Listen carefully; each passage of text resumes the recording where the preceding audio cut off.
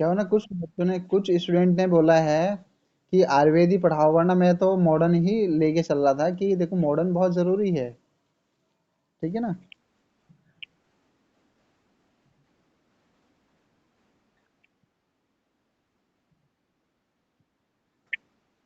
ठीक ठीक ठीक ठीक। कोई नहीं, मैं मॉडर्न भी कवर करूंगा, ठीक है ना। तो स्टार्ट करते हैं। डायबिटीज। डायबिटीज को बोलते हैं मधुमेह रोग। इसको बोलते हैं प्रमेह रोग भी बोलते हैं।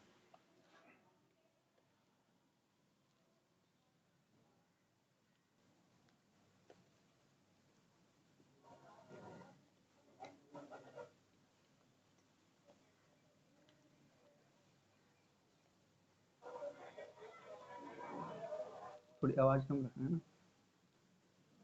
ठीक है। अब इसका परिचय जानेंगे हम। इंट्रोडक्शन। आचार्य चरक तथा आचार्य सुश्रुत ने प्रमेह रोग को स्वतंत्र अध्याय में विस्तृत रूप से वर्णन किया है। यानी कि जैसे कुछ आचार्य जी बोलते थे कि उस व्याधि का उपद्रव है, उस व्याधि का उपद्रव है, तो प्रमेह क्या है, एक खुद ही व्याधि है, ठीक है ना, ये किसी चीज का उपद्रव नहीं है, ये खुद ही एक अच्छी खासी डिसीज है। प्रमेह मिथ्या आहार विहार से उत्पन्न विकृत त्रिदोषों के द्वारा होने वाली विशिष्ट लक्षण समूह वाली जटिल व्याधि है। ठीक है, यानी कि इसमें जो है वात पित्त कफ त्रिदोष शामिल होते हैं। जब त्रिदोष, ये तीनों दोष ही प्रकोपित हो जाते हैं, तभी इस व्याधि की उत्पत्ति होती है। ठीक है ना। आचार्यों ने इसे महागध माना है, इसको महागध भी कहा गया है। ठीक है।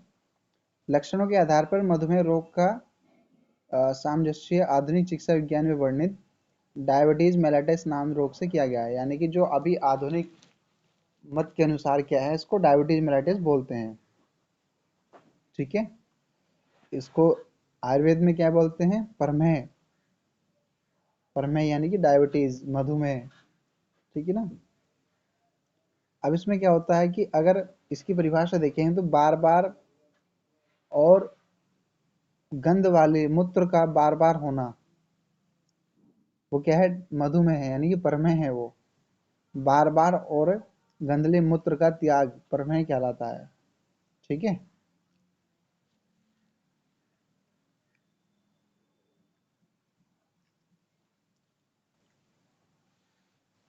जिस व्याधि में रोगी मधु के समान गुण व वर्ण का मूत्र अथवा मधु रस युक्त मूत्र का सेवन करता है, उसे मधुमेह कहते हैं। यानी कि जब पेशेंट मधु के समान मीठा और गंध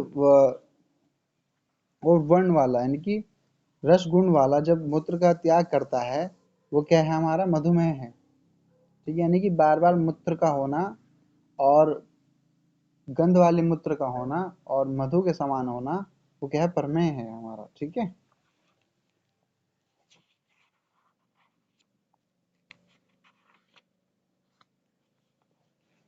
अब हम प्रमेह के पर्याय देखेंगे। प्रमेह को आयुर्वेद में और किस किस नाम से जानते हैं।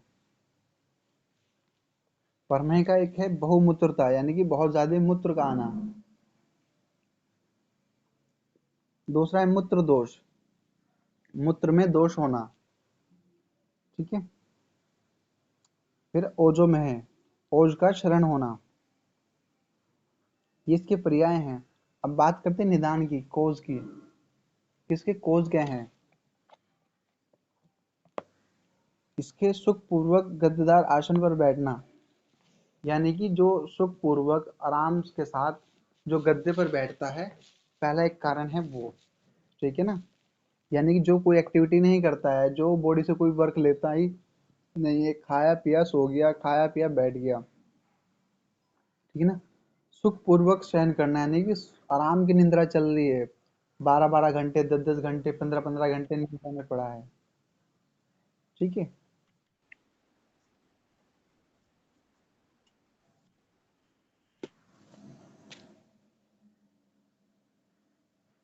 ठीक है। अति दुग्ध का सेवन, यानी कि दूध का अत्यधिक मात्रा में सेवन करना भी एक निदान है मधुमेह का। ठीक है। दधी, यानी कि दही का सेवन करना। ठीक है।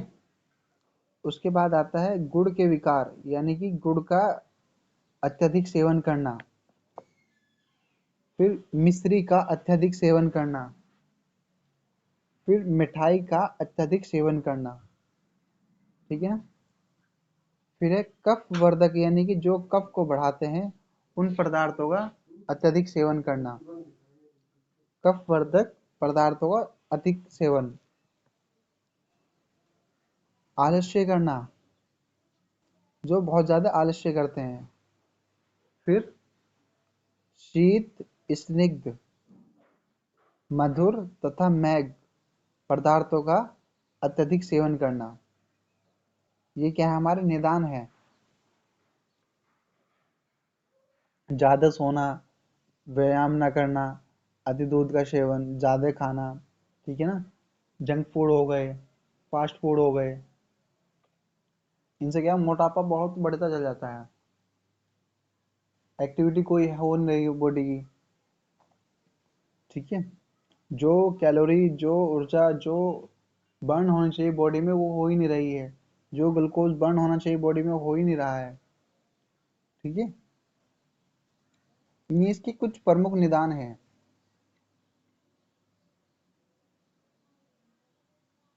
एक निदान और लिख लीजिए, वर्षा ऋतु का जल, जो वर्षा ऋतु का जल है उसका अत्यधिक सेवन करना, ये एक कोज है शुगर का।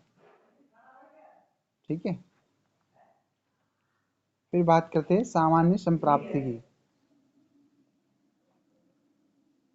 अब इसमें हम संप्राप्ति देखेंगे, वातज, पित्तज, कफज।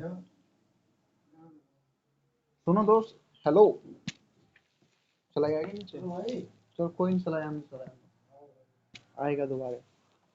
ठीक है। विशिष्ट संप्राप्ति में वातज, पित्तज, कफज और सहज,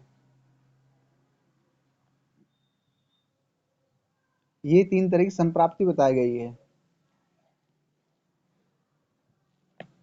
अब इसमें सबसे पहले हम पढ़ेंगे वात की, वातज प्रमेय। ठीक है ना। वातज प्रमेय कब होगा?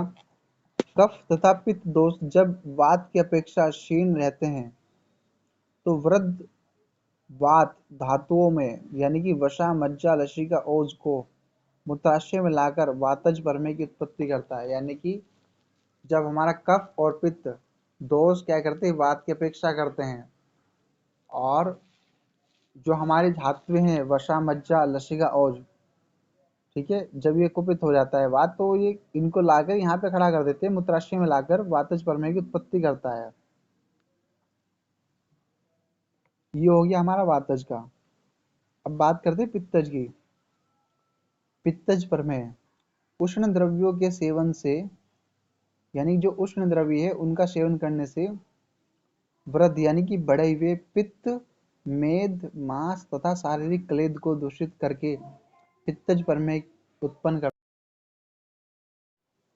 आचार्य सुश्रुत के अनुसार उदक में है, इक्षुक बालिका में है, सांद्र में है, सुरा में है, पिष्ट में है, शुक्र में है, लवण में है, सिक्ता में है, सन में है, फेन में है।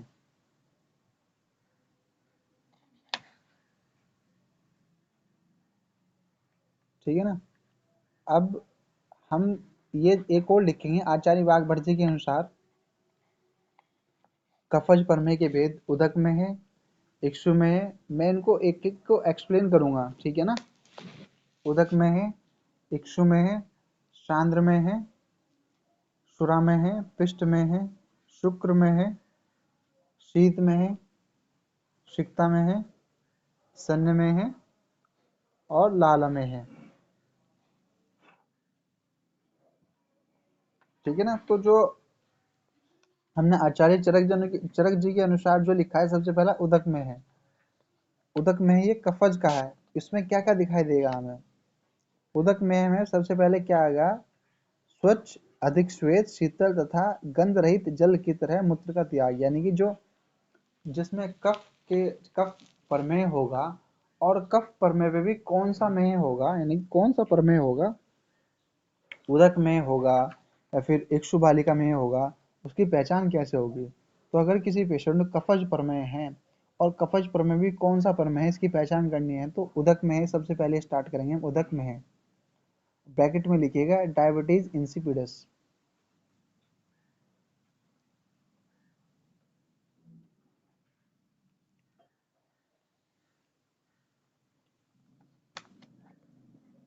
जो उदक में होगा उसमें क्या क्या दिखाई देगा आपको, उसमें स्वच्छ एवं अधिक श्वेत, कोमा शीतल तथा गंध रहित जल की तरह मूत्र का त्याग, यानी कि जो कफज प्रमेय होगा, कफज प्रमेय के अंदर भी जो उसका जो भेद है उदक में, उसमें कैसा यूरिन होगा, जो कैसा मूत्र होगा, वो स्वच्छ होगा, एकदम साफ होगा, अधिक श्वेत यानी कि वाइट होगा, सफेद होगा, शीतल ठंडा होगा, और गंध रहित जिसमें गंध नहीं होगी, जल की तरह मूत्र का त्याग होगा। तो वो क्या है हमारा, वो है कफज प्रमेय में उदक में है।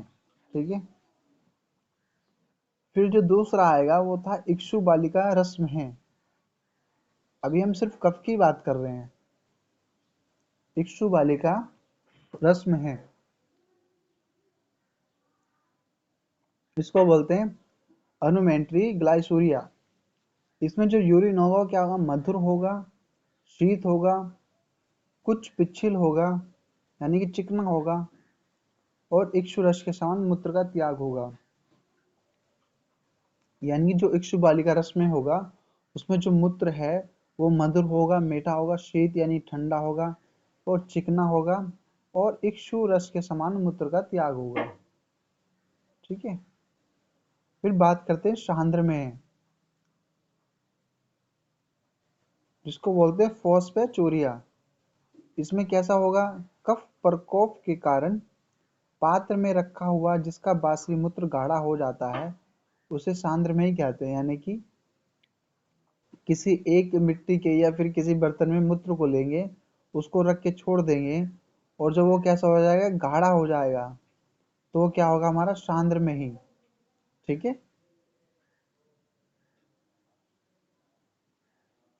तो सांद्र में ही तक टिक करेंगे, बाकी इसके बाद के हम कल पढ़ाएंगे। ठीक है ना, आज इतना ही काफी है।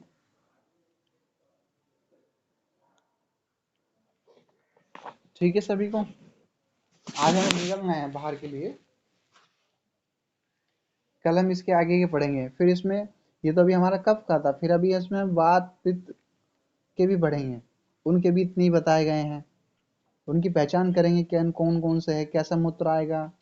पीला मूत्र आएगा तो ये होगा, सफेद मूत्र आएगा, श्वेत आएगा, गंध रहित आएगा तो कफज में होगा, उदक में होगा। ठीक है।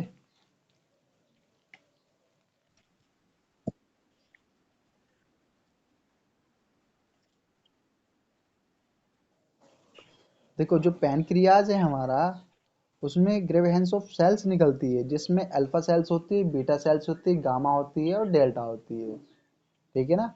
जो हमारे जो बीटा सेल्स है उसका डिस्ट्रक्शन हो जाता है, यानी कि जो तबाह हो जाता है। जो सेल्स हमारे इंसुलिन को बनाती है, यानी कि जो बीटा सेल्स है वो इंसुलिन बनाती है। जो हमारे जो अल्फा सेल्स है वो ग्लूकोज बनाती है। अब जब बीटा सेल्स का डिस्ट्रक्शन हो जाता है, इंसुलिन क्या करता है, ग्लूकोज को हमारी बॉडी में मेंटेन करता है, जो ग्लूकोज है उसको मेंटेन करता है। अब जब जो हमारा जो अल्फा है वो तो ग्लूकोज बनाया जा रहा है, बॉडी में बना रहा है, बना रहा है, बना रहा है, लेकिन उसको मेंटेन कौन करेगा, बीटा सेल्स करेगी। बीटा सेल से क्या निकलता है, इंसुलिन। अब जब बीटा सेल से खत्म हो गई है, इंसुलिन बॉडी के अंदर बन ही नहीं रहा है, तो उस कंडीशन में क्या होगा, इंसुलिन ग्लूकोज की मात्रा बढ़ जाएगी। और जब ग्लूकोज का लेवल बढ़ जाएगा बॉडी में, तो क्या होगा, सीधा सीधा ग्लूकोज बढ़ेगा, मीठा बढ़ेगा, उसका पाचन नहीं होगा, उसको मेंटेन नहीं होगा, तो क्या होगा, शुगर बढ़ी हुई आएगी। ठीक है। ये होता है। तो जो पैनक्रियाज हमारा वो उसी से निकलता है। पैनक्रियाज से ही हमारे ग्लूकोज और इंसुलिन ये सेल्स निकलती हैं। ठीक है। हम्म। प्रणाम। प्रणाम।